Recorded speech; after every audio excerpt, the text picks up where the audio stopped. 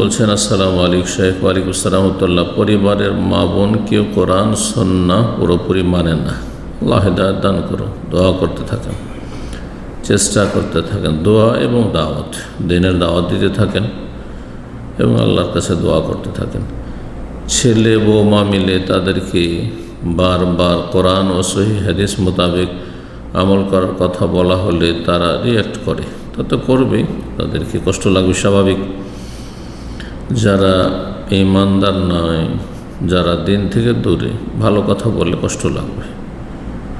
তাছাড়া পরিবারে ছেলের বউ একটু কম কথা বলে, এজন্য তারা মনে করে যে তাদের দেখতে চায় না।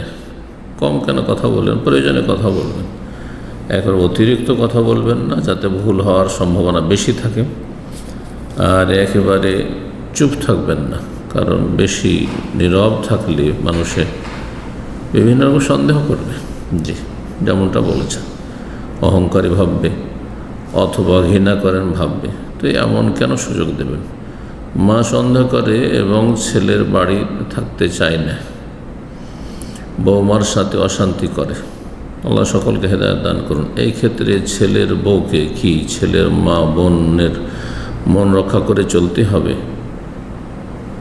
যদি স্বামীকে সত্যিকার অর্থে খুশি করতে হয়, তাহলে তার বাবা মা কে অবশ্যই খুশি রাখতে হবে।